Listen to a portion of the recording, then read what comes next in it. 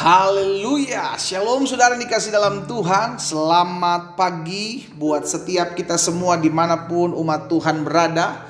Setiap kita yang mulai hari bersama-sama dengan Tuhan, kita rindu untuk kembali bergaul intim dengan firman Tuhan. Karena kita percaya tatkala kita merenungkan firman Tuhan, maka firman Tuhan itu membersihkan hidup kita. Sehingga semakin hari kita semakin dimurnikan, semakin didewasakan, semakin diarahkan dalam seluruh jalan-jalan Tuhan yang sempurna. Dan firman Tuhan juga mengingatkan kita bahwa firman Tuhan itu membuat setiap kita tidak jalan dalam kegelapan, menerangi setiap langkah kita. Firman-Mu pelita bagi kakiku dan terang bagi jalanku. Berarti kita tidak lagi tinggal dalam kegelapan, tetapi tinggal dalam terang Tuhan yang ajaib. Karena itu pagi hari ini saudara dikasih dalam Tuhan, sebelum kita memulai segala sesuatunya, saya ajak setiap kita untuk kembali merenungkan firman Tuhan. Kita percaya langit dan bumi akan berlalu, tetapi firman Tuhan tinggal tetap. Karena itu melalui program Bible and Coffee ini, saya juga kembali mengajak setiap umat Tuhan untuk melayani bersama-sama dengan saya, dengan cara membagikan kembali renungan singkat ini di akun media sosial kita, sehingga ada banyak umat Tuhan boleh turut dikuatkan, juga boleh mengalami berkat-berkat Tuhan yang kita terima. Kita berdoa, kita datang kepada Tuhan. Bapa yang baik, kami bersyukur buat kasih setiamu dalam kehidupan kami. Kami percaya hari ini adalah hari berkat, hari mujizat, hari lawatan Tuhan, hari di mana kami mengalami perjumpaan dengan Tuhan. Dan hari ini secara khusus kembali kami akan merenungkan firman-Mu. Roh Kudus, sampaikan sesuatu bagi masing-masing kami. Ubahkan hidup kami dengan firman-Mu, karena firman-Mu berkuasa. Kami buka hati kami untuk firman-Mu. Di dalam nama Tuhan Yesus Kristus kami berdoa. Haleluya. Amin. Saudara dikasih dalam Tuhan, hari ini ada satu kebenaran firman Tuhan yang saya mau sampaikan buat setiap kita. Mungkin setiap kita sering mendengarkan ayat ini, ya kan? Di dalam 1 Korintus pasal 15 maksud saya, 1 Korintus pasal 15 ayat 33 dan ayat 34. 1 Korintus 15 ayat 33 dan ayat 34. Jadi Rasul Paulus menyampaikan hal ini kepada jemaat di Korintus. Jangan kamu sesat. Pergaulan yang buruk merusakkan kebiasaan yang baik. Jadi jemaat Tuhan pada saat itu di Korintus, saudara dikasih dalam Tuhan, hampir dikacaukan, diajarkan dengan pengajaran-pengajaran yang keliru. Sehingga akhirnya Rasul Paulus perlu menegur mereka untuk apa? Hati-hati dalam bergaul. Hati-hati dalam memilih teman. Makanya ayat 34 Rasul Paulus melanjutkan seperti ini. Sadarlah kembali sebaik-baiknya dan jangan berbuat dosa lagi. Ada di antara kamu yang tidak mengenal Allah. Hal ini kukatakan supaya kamu merasa malu. Jadi saudara dikasih dalam Tuhan, kita tinggal di dunia, masih di bumi. Iya kan, di mana Alkitab katakan dunia sedang lenyap dengan segala keinginannya dan dunia sudah jatuh di tangan si jahat. Kalau kita nggak waspada, kalau kita nggak jaga-jaga, kalau kita nggak hati-hati, saudara dikasih dalam Tuhan, maka kita akan gampang sekali terjebak. Dan semua dimulai dari apa? Pertemanan. Semua dimulai dari apa? Pertemanan. Makanya saya bilang begini, ya kan, baik kita yang pagi hari ini mendengarkan firman Tuhan, sore atau siang atau malam, engkau orang-orang muda atau engkau orang-orang tua, hati-hati pilih teman. Mungkin saudara bilang, oh tapi saya udah tua loh pendeta. Jangan salah, justru juga gampang. Yang kan gini, prinsipnya manusia itu gampang meniru kok. Gampang meniru dan suka meniru. Gitu kan, nggak dipikir lagi ini kira-kira baik nggak ya, ini kira-kira membangun nggak ya, ini kira-kira sehat nggak ya buat iman saya. Tanpa dipikirkan itu lagi, gampang sekali meniru dan akhirnya jadi sama dengan dunia. Hari ini kita diingatkan hal ini, saudara dikasih dalam Tuhan. Saya nggak bilang kita nggak boleh bergaul dengan semua orang, minimal kita harus pintar bergaul. Apa maksudnya pintar bergaul? Kita harus pilih-pilih teman. Kita harus pilih teman. Oh, orang ini membawa saya masuk dalam penyesatan.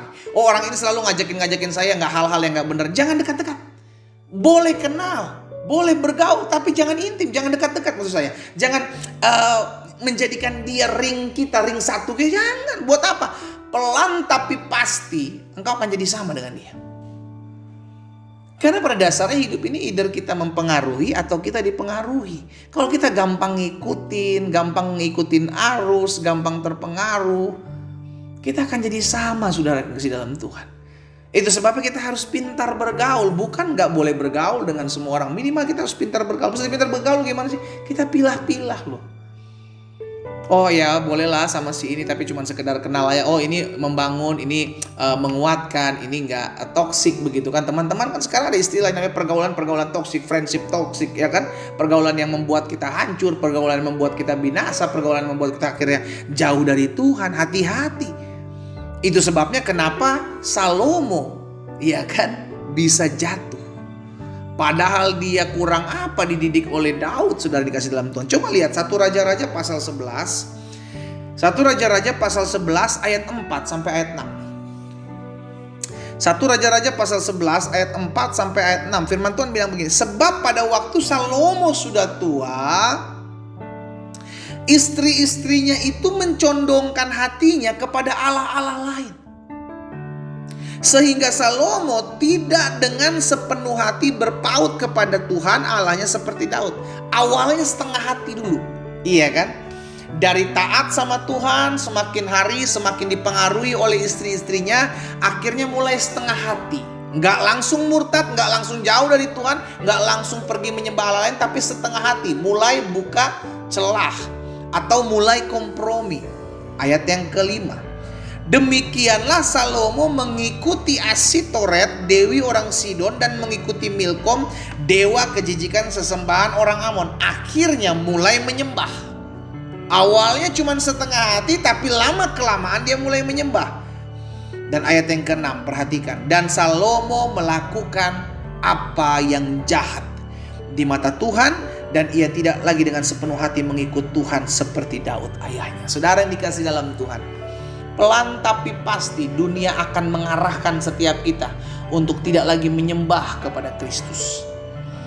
Dia mulai goncang dengan apa? Kebiasaan-kebiasaan buruk, mulai merusak apa yang menjadi tatanan iman kepercayaan kita. Dimulai dari apa? Semua dimulai dari pergaulan. Makanya penting buat setiap kita orang tua mengajarkan, mendidik anak-anak kita sejak dini untuk taat, untuk mengikut Tuhan, untuk percaya kepada Kristus. Doakan dia, iya kan? Bawa dia selalu dalam Tuhan. Serahkan dia selalu kepada Tuhan. Ajar dia nilai-nilai kebenaran, sehingga kelak ketika dia keluar, kita tidak lagi bisa menyampaikan teguran. Kita nggak bisa lagi mengingatkan mereka. Mungkin mereka sudah jauh, jarang ketemu dengan kita. Tapi minimal ada benih, ada bibit firman Tuhan yang pernah tertanam dalam kehidupan mereka. Ya, karena hati-hati saudara dikasih dalam Tuhan, tujuannya kita akan jadi sama dengan dunia ini. Tidak lagi datang kepada Tuhan, tapi mulai memakai kekuatan kita. Ujung-ujungnya kita tidak lagi akan percaya kepada Tuhan. Sederhana, goalnya sederhana kok.